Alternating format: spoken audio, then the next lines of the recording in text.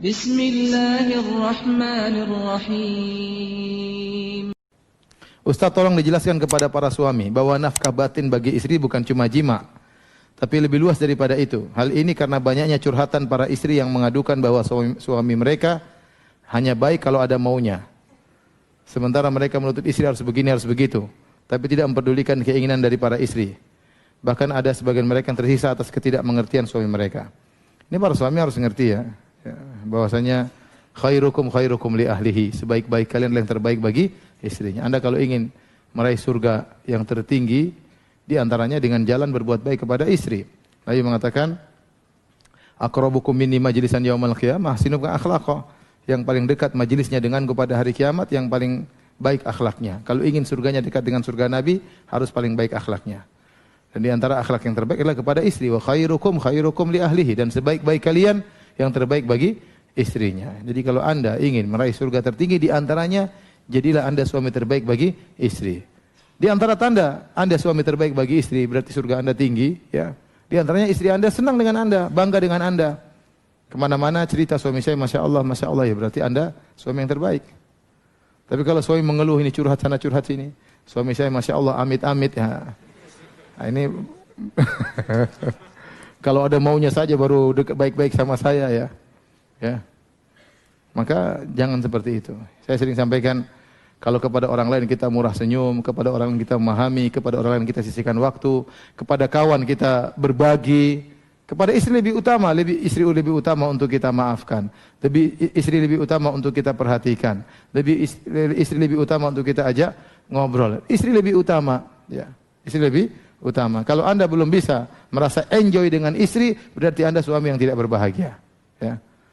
Tapi kalau Anda sampai di luar pingin pulang ketemu istri, pingin ngobrol sama istri, pingin melihat wajah istri, berarti Anda sudah suami yang berbahagia. Ustaz, tapi saya tidak betah sama istri saya.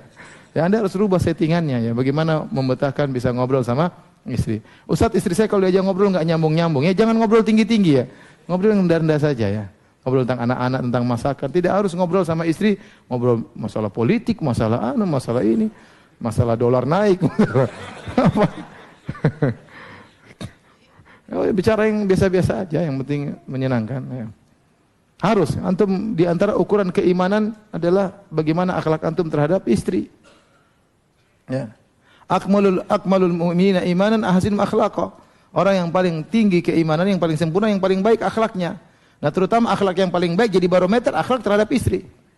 Kalau secara umum keimanan diukur dengan akhlak, maka lebih khusus lagi akhlak bisa dijadikan barometer dengan akhlak terhadap apa? Istri. Karena kalau orang sudah berakhlak mulia kepada istri berarti akhlaknya baik. Ya. Tapi kalau dia berakhlak mulia sama kawannya, sama ustadznya, semua orang juga bisa akhlak baik sama kawan, sama ustadz, sama guru, sama bos apalagi ya. Tapi yang paling bagaimana seorang bisa berakhlak baik sama istri. Kenapa? Karena istri itu lemah. Ya. Perempuan takut dicerai, takut dipoligami, ya, lemah. Yang kedua, kita banyak waktu dengan istri. Ya. Kalau kita berakhlak mulia terhadap bos, ya sekali-sekali kita bisa buat kita akhlak mulia. Ketemu dengan ustaz, ya sekali-sekali bisa murah senyum. Tapi akhlak seorang terlihat kalau dia lama berinteraksi. Nah, kita ini lama berinteraksi dengan istri.